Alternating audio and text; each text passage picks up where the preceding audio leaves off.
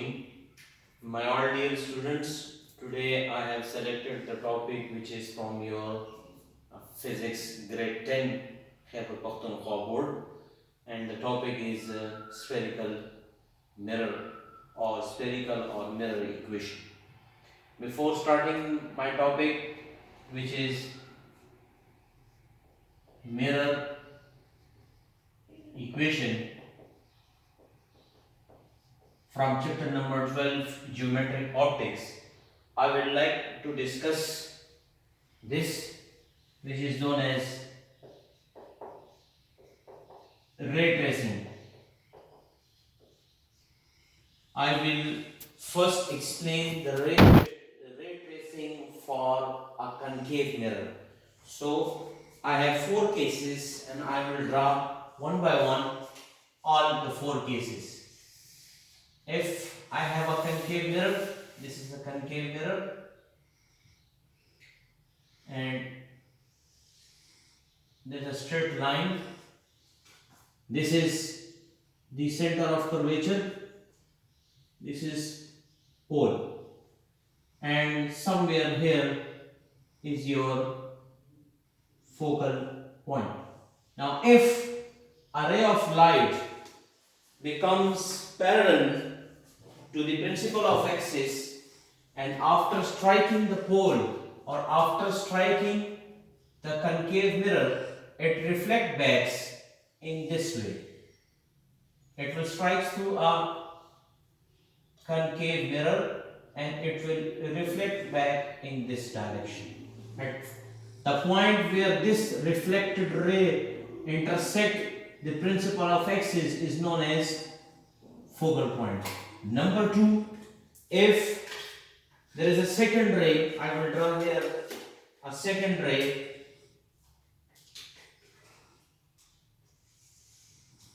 There is a second ray which I will draw here. Now, if a ray of light becomes to or strikes through a pole, strikes at a pole with an angle, it will reflect back with the same angle. See here, this is your center of curvature, this is your focal point, this is your pole. This reflected ray makes an angle which is known as angle of incidence. This is theta I, and it reflects back, which makes an angle of theta r. So if a ray of light becomes or strikes through a pole of a concave mirror, it will reflect back with the same angle, as the angle of incidence will be equal to the angle of reflection. For third and fourth case, I will draw these things.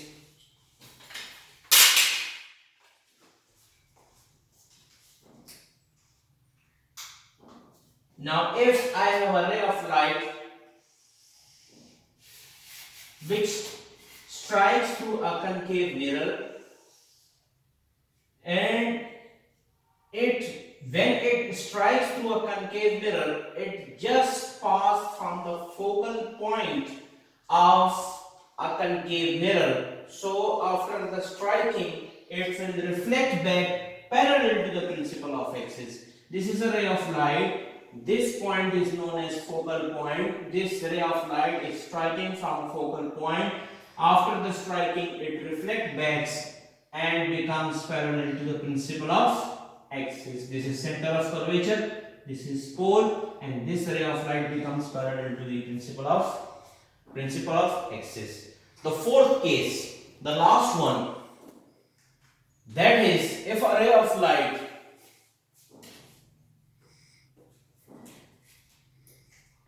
strikes through a concave mirror. Here is the ray of light, a concave mirror. Now this is the principle of axis. Now if a ray of light strikes through or strike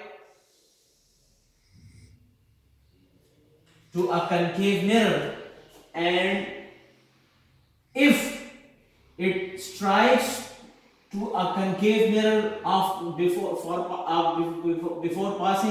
passing center of curvature. For example, if there is a ray of light, it strikes through a concave mirror, but it just passes from the center of curvature. Then after the reflection, this reflected ray will reflect on the same path as it was incident. So the path of incidence and the path of the reflection will remain as same.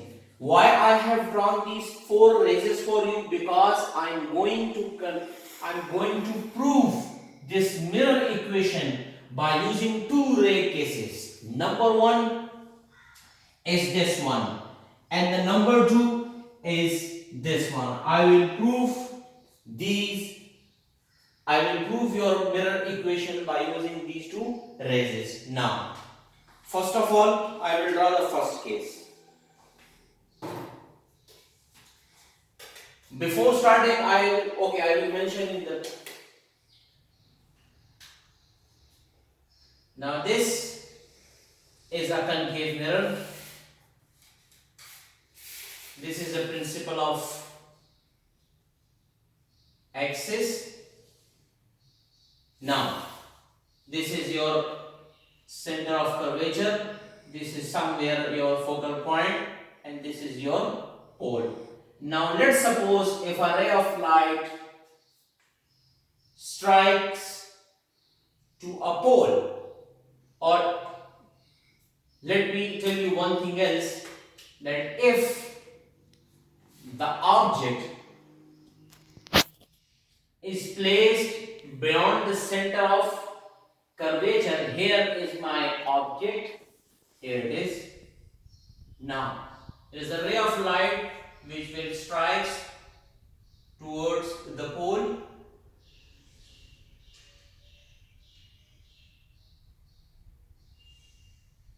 Now it will reflect back with the same angle, just like this. As I have told you, the ray case number 2 over there. Now somewhere here the object image will be formed, but remember one thing, the image which is formed by concave mirror is always inverted. So let's suppose this is point A, this is point B, so here it will become B dash and A dash. So according to the laws of reflection, the second law says that the angle of incidence theta I will be equal to the theta R, which is the angle of reflection. I will write over there that angle of incidence equals to angle of reflection. So now, as you can see very clearly that there are two right angle triangles formed in this case. Now I will draw separately both of them, so you will better understand that how these two right angle triangles are showing correspondence to each other. Now number one triangle, which is the upper triangle, I am drawing the upper triangle. Here it is. This is the upper triangle. Now here it is. This is your upper triangle. This point is known as P. This is A and this is B. And here is the angle. For second case, there is a second triangle which is sharing the same side. As you can see that PB is this side is common for both of the right angle triangles. So I have drawn a single line, and in the next step it will become a right angle triangle just like this. Now this point is known as P, this point is known as B dash, and this point is known as A dash. Now how I will show the correspondence in these two triangles? Here I will write that triangle A as the angle is formed on point B. So point B, P. So P and B shows correspondence to triangle A dash, P and B dash. These two triangles shows correspondence to each other. Now remember one thing, I will prove the equation by taking the help of the geometric rules, that how I can prove these two right angle triangles. For that purpose I will use the postulates of geometry. Now number one, as I have told you that in the angle of that the laws of reflection says that the angle of incidence is equal to the angle of reflection when a ray of light strikes through a pole. Or you can say just like this, that if a ray of light strikes through a pole with an angle, it will reflect back with the same angle. So here this angle and this angle will remain same. So both angles are same. This is the first postulate, that both the angles shows correspondence or are equal to each other. Now second postulate, before explaining second postulate, the opposite side of this angle is this angle is this. So this angle and this side will remain same. So if this angle if this angle opposite side is same and this angle opposite side is same, then both these sides are equal or show correspondence to each other. So I will write just like this, that this theta shows correspondence to this theta, or AB, or I will write just like this, that theta I is equal to theta R and AB is equal to A dash B dash. Now the third postulate, the third side I am going to prove. As you can see that PB for these two right angle triangles is common, is same for both of them. So PB shows correspondence to or equals to PB dash. Now I will write in here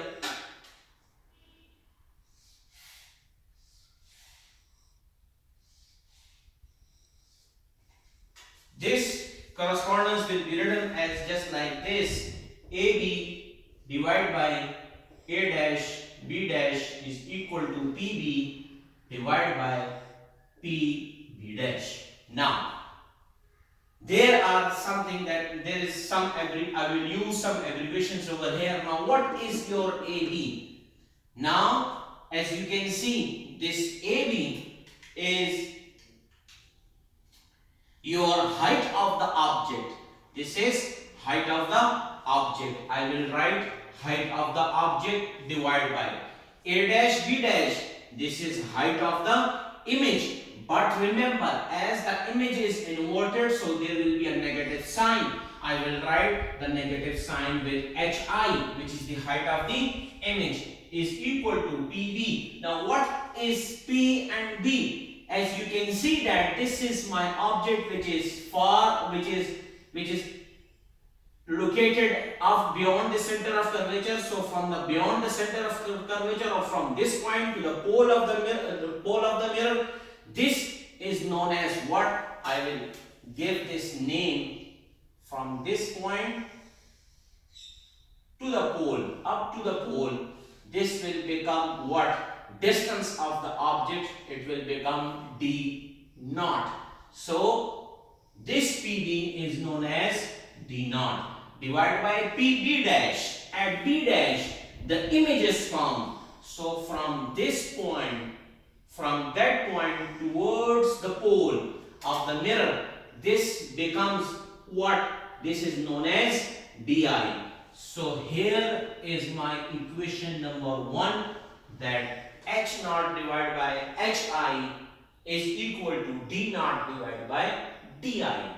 Now I'm going to take the another ray. If I'm going to prove the mirror equation, so I will take the second ray, and the second ray I will draw here.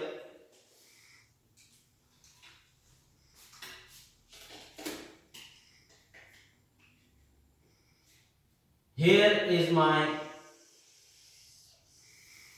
second ray.